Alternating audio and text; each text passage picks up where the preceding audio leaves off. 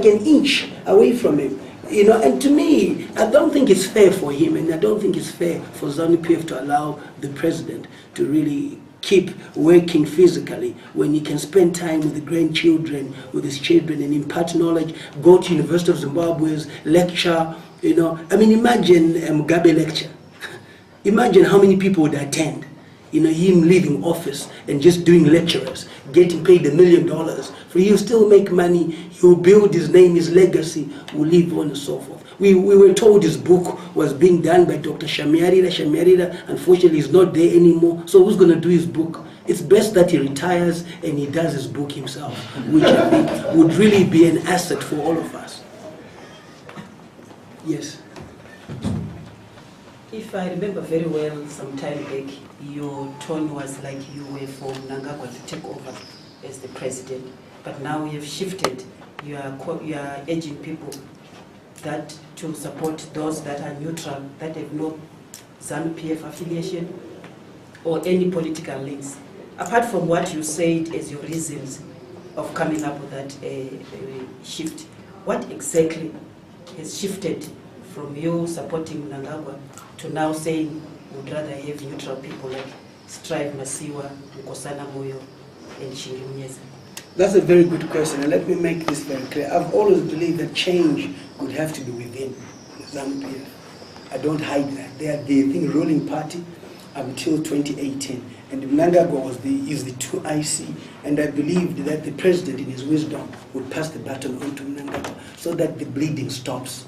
And that's my rationale, that Mnangagwa is the 2IC, in ZANU-PF is Zanla, Mpoko is Zapu. So if you look at the constitution and what it says in terms of the unity accord, there's no way that a Zapu person will lead this country. So Mnangagwa being Zanla automatically takes over from Mugabe. And it was within until 2018 so that the bleeding stops, because the truth of the matter is that the economy is suffering under ZANU-PF, and you cannot do anything to change ZANU-PF until 2018.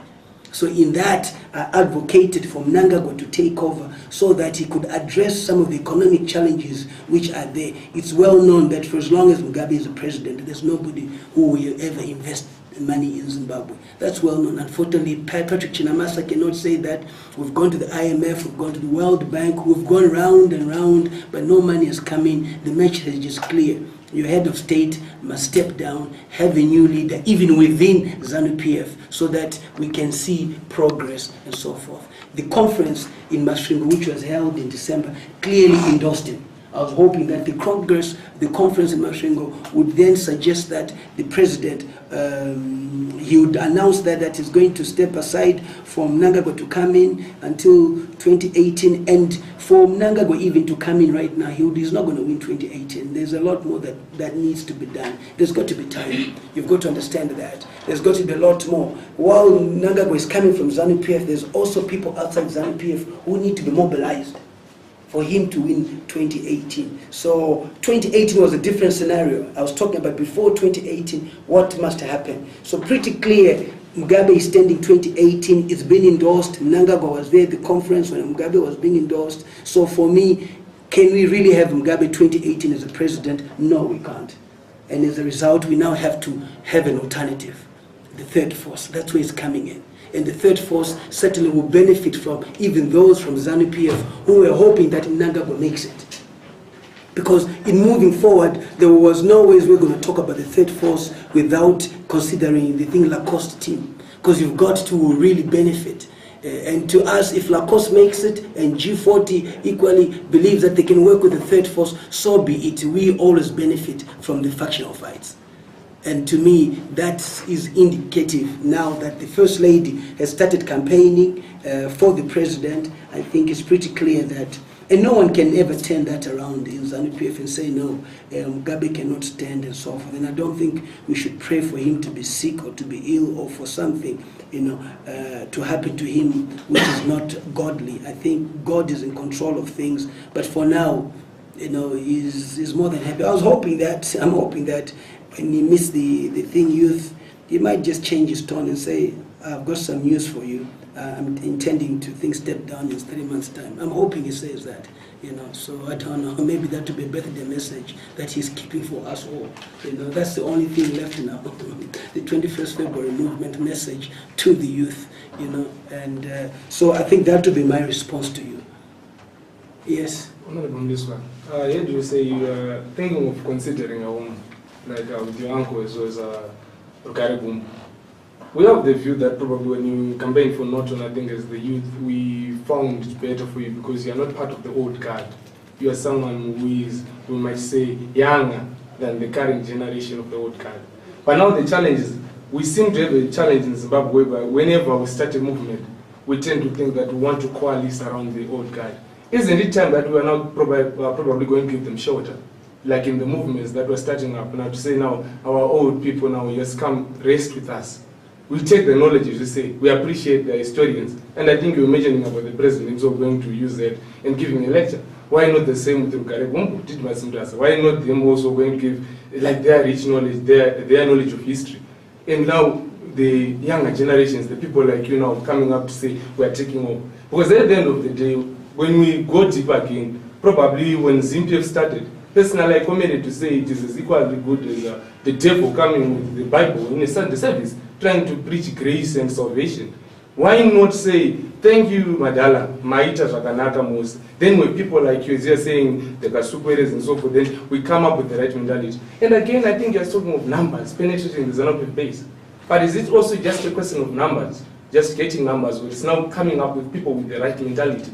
Because at the end of the day, our fear is, we still have yes, good numbers. You win, you probably remove Comrade Mugabe, but then we still have the people with the same mentality. The same people who do not have respect probably for what we have as a nation. So what does that mean? Do we think we are getting our ahead? Are we moving forward? Yeah, let me respond to you. There is the party and there is government, and we must separate the two. Yes. Okay, and I believe that you need wisdom when it comes to the party. But you clearly have a constitution which says when you're over 60, you can't be in government. Yes. You see, you cannot stop President Mugabe, for example, when he retires from office, from being an advisor to ZANU-PF for sitting in the office at Shake. Yes. Are you with me? Yes. So you can't throw away the experience and the wisdom. And wisdom has no age. In fact, the older you become, the more wise you are. So I'm looking at mixing the old, blending the old and the young. So the government is where it's operational. The government is where you need the technocrats at the end of the day. The young guys like you who are coming in. But there must be that understanding from the word go. You know, this country has a history of the struggle, which is in so it takes time for you to really get them not to relate with that. So it is a process. But while you are making that change,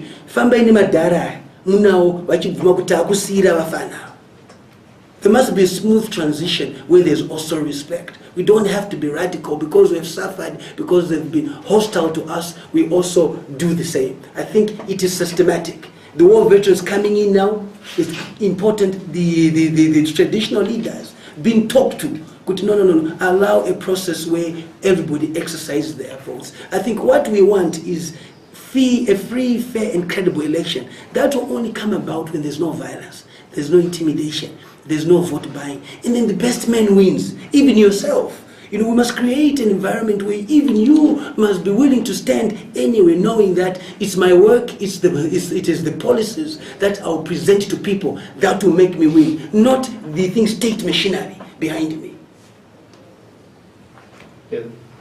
You want to supplement? Yes, I want to supplement. That I was saying, I totally agree when you say we appreciate the value in knowledge. But my question is, should we go to Rukarigumbu and Mutasa, or let us quote them, let them come to Mliswa? Why not have attract that old knowledge and say, let it come to Mliswa, rather than Mliswa going for Mutasa and Rukarigumbu?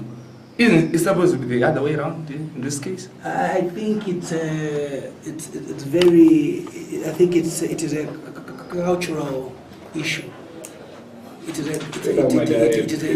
a cultural issue within us, and I think But what we must understand, Madara, are they willing to be in power or they are willing to impart? We must also separate that. Yes. Mugabe wants to be in power; he doesn't want to impart. And Does Didmus want to be in power? Does Ugare Gumbo want to be in power? So we need to also create a certain leaders in Mugabe's era who are saying we don't want to be in power. We want a good Zimbabwe that we fought for. And I see that in those Madaras at the end of the day. Any other question? Okay, thank you very much for this. I thank you. I hope it will certainly reach as many people so that we move forward as a country. Thank you.